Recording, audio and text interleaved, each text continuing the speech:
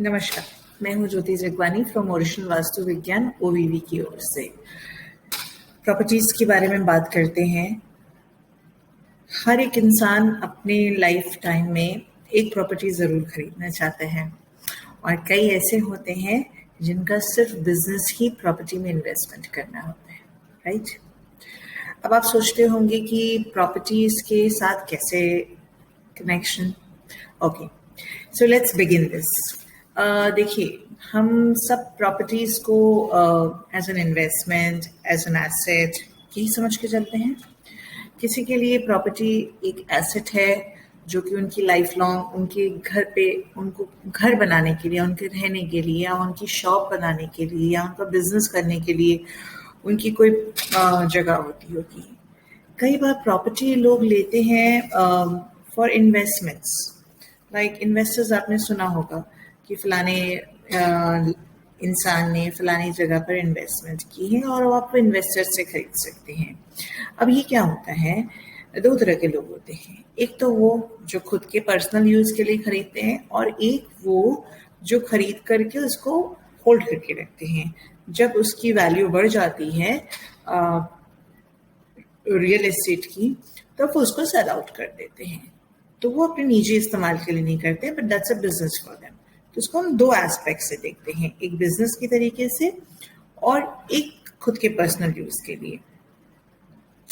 अब इसमें क्या होता है, इन्वेस्टमेंट कर तो लेते हैं, लेकिन जब बेचने का टाइम आता है तब भारी नुकसान उठा लेते हैं या अच्छा नफा नहीं आता है।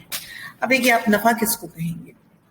What you actually mean by profit in a property, ये वो होता है कि भाई मैंने आज सपोजिटली 2000 मान लीजिए 12 में मैंने प्रॉपर्टी खरीदी होगी लगभग 1 करोड़ की, आज से 9 साल पहले। तो मुझे क्या चाहिए कि उस प्रॉपर्टी की एक परसेंटेज बड़ी हो, 10%, 20%, whatever. Maybe it should increment should be around 20, 30, 40%. Sometimes it is 100% also, depending. आपकी एड्रेस वैल्यू क्या है, आपकी प्रॉपर्टी कैसी है, उसके ऊपर डिपेंड करता है।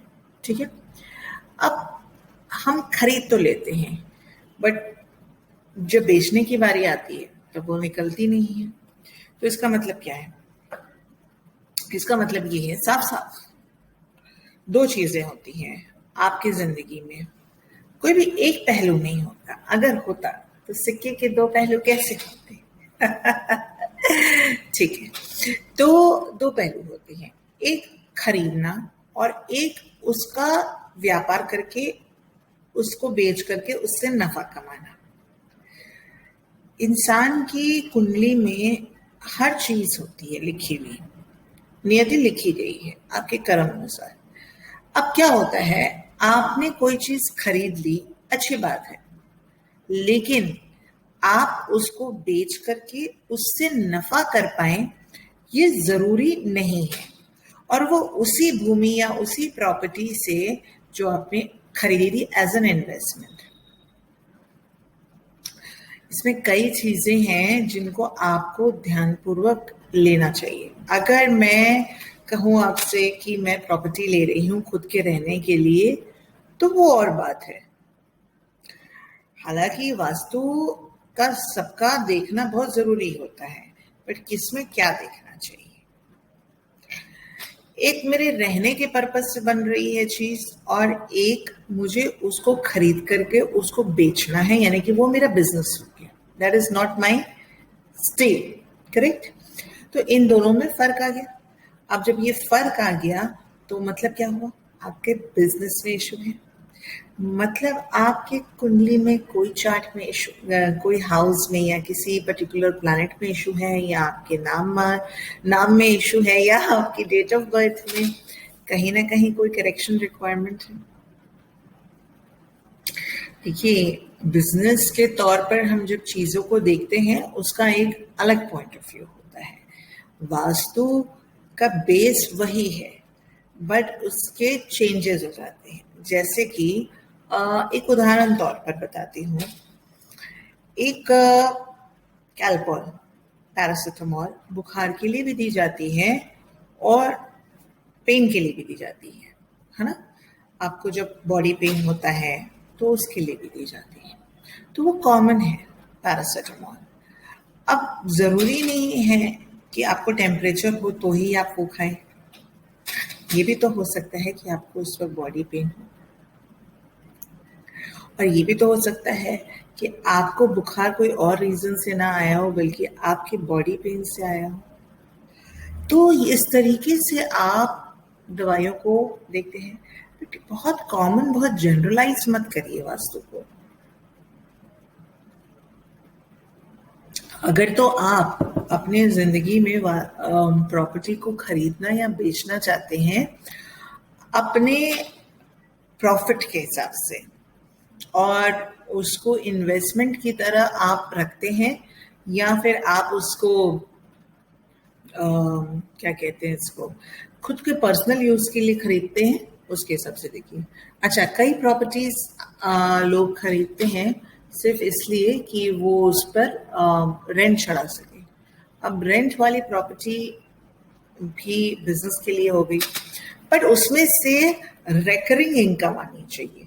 अब रेकरिंग इनकम का मतलब तो आप सबको पता ही है कि जो मंथली बेसिस पे है ना, रेगुलर बेसिस पे आती है, वो हो गई रेकरिंग इनकम।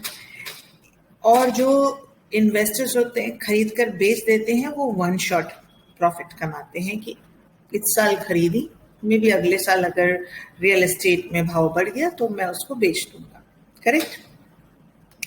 अब इस तरीके से हम ये देखते हैं प्रॉपर्टी, इस तरीके से हम रियल एस्टेट को देखते हैं। मैं आपसे कहना चाहूंगी इसमें क्या क्या पॉइंट्स हैं जो आपको देखना चाहिए। पहले तो आपको आपकी प्रॉपर्टी का जो है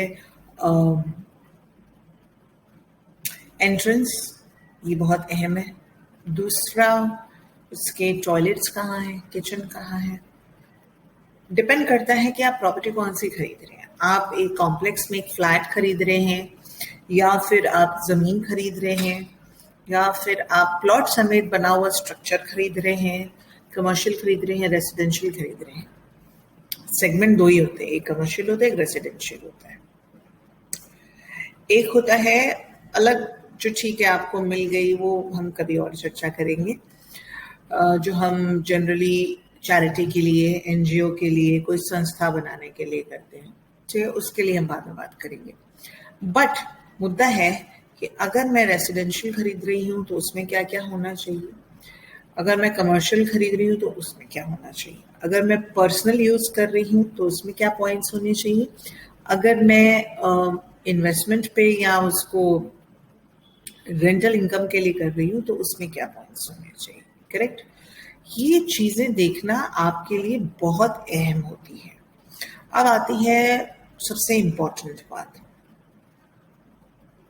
ऑक्शन प्रॉपर्टी। ऑक्शन प्रॉपर्टी क्या हमें लेनी चाहिए या नहीं लेनी चाहिए? लेनी चाहिए तो किस तरीके से, और अगर हमारे पास ऑलरेडी ऑक्शन प्रॉपर्टी है और उसका बुरा प्रभाव हमारे ऊपर पड़ रहा है तो उसका क्या उपाय करें। ऑक्शन प्रॉपर्टी में देखिए, दो चीजें हैं आपको देखनी चाहिए ऑक्शन प्रॉपर्टी में। पहली बात, मैं इसके फेवर में नहीं रहती हूँ, ठीक है। अब आप कहेंगे आप फेवर में नहीं है, लेकिन ऑक्शन प्रॉपर्टी तो बिकती है, जाहिर सी बात है बिकती है, लेकिन ऑक्शन प्रॉपर्टी को खरीदने का तरीका होता है, वो कैसे खरीदी जाती है। अच्छा, अगर ऑक्शन प्रॉपर्टी, मान लीजिए जब वो बैंक से ऑक्शन हुई होगी, वो जिस बायर ने ली होगी, अगर आपने उससे खरीदी है, उस बायर से, तो आपके ऊपर कोई प्रभाव नहीं पड़ेगा। अगर मान लीजिए आप फर्स्ट बायर हैं बैंक से लेने के लिए, तो प्रभाव आप पर ज्यादा पड़ेगा। आप सोच लेंगे ये कैसे होता है, बहुत कुछ होता है। इसके बारे में अगले वीडियो में मैं चर्चा जरूर करूंगी। इन केस अगर आप में से किसी का भी ऐसा प्रॉब्लम है प्रॉपर्टी रिलेटेड, जिन्होंने खरीदी है वो निकाल नहीं पा रहे हैं, या वो कोई प्रॉपर्टी है जिन्होंने कोई कब्जा कर लिया, वो खाली नहीं करवा पा रहे हैं, या कई बार होता है ऐसा जो हम जनरली हम ट्रेंड देखते हैं कि प्रॉपर्टी लोग खरीद तो लेते हैं और उसको रेंट पे चढ़ा देते हैं, लेकिन फिर उसमें से खाली नहीं करवा पाते हैं, तो उसमें क्या इशू है? कई बार हम देखते हैं कि प्रॉपर्टी क्या कहते हैं उसको मैं खुद भूल जा रही हूँ। प्रॉपर्टी ले तो लेते हैं लेकिन खाली नहीं करवा पाते हैं। दूसरी बात, प्रॉपर्टी को सेल आउट नहीं कर पा रहे हैं, या फिर कोई भी हो, रेसिडेंशियल हो, कमर्शियल हो, डजंट मैटर, इन दोनों प्रॉपर्टीज में कोई ना कोई इशू चल रहा होता है। अब इसको सॉर्ट आउट कैसे करें? एक और अहम बात, ये एक्चुअली बहुत इंपॉर्टेंट क्वेश्चन है which you should be asking. Property आपकी है लेकिन रह उस पर कोई और रहा है, यानी कि किराएदार रह रहा है और उसने कब्जा कर ली है। अब आप उस प्रॉपर्टी में घुस करके कोई चेंजेस करा नहीं सकते। उस सूरत में आप क्या कर सकते हैं जिससे वो प्रॉपर्टी खाली भी हो जाए और आपके हाथ में आ जाए? इसका क्या उपाय है? सोचिए। कई सारी चीजें हैं जो प्रॉपर्टी रिलेटेड हैं और प्रॉपर्टी में ही अच्छे तरीके से आपको क्लियर आउट कर दी जाएगी। वो कैसे?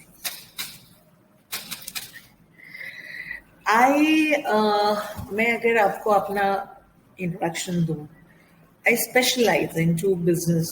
I specialize into money related issues.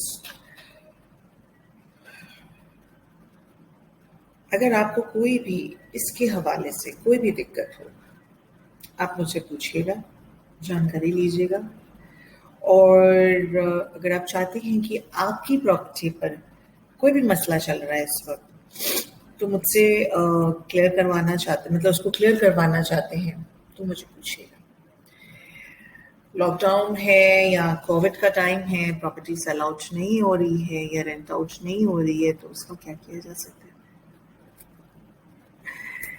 या फिर देखिए, ऑलमोस्ट ये साल में अब सिर्फ चंद महीने रह गए हैं, इसके बाद तो चीजें अच्छी तरीके से वापस हो जाएंगी।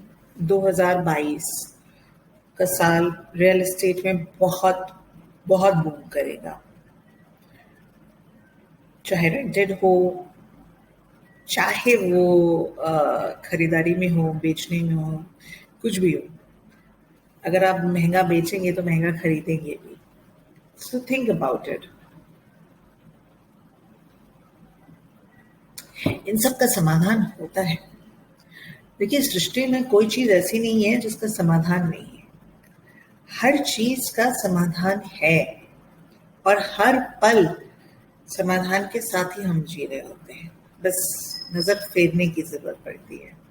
अगर जो आपने नजर नहीं फेरी तो प्रॉब्लम आ सकती है। सो सही वक्त पर सही उपाय करिए तो डेफिनेटली आपको इसका रिजल्ट मिलेगा। ठीक है, तो आप मेरे दिए गए नंबर पर मुझसे संपर्क करें एंड प्रेफरेबली मुझे व्हाट्सएप करें, so that if I know that you are a genuine person, I will call back you. And please मुझे तभी कॉल करिएगा जब आप जेन्युइनली कोई प्रॉब्लम को डिस्कस करना चाहते हैं या कंसल्ट करना चाहते हैं। मुझे यू टाइम पास करने के लिए कोई फोन मत करिएगा, because I don't have time to do all of this. ठीक है, बहुत बहुत धन्यवाद।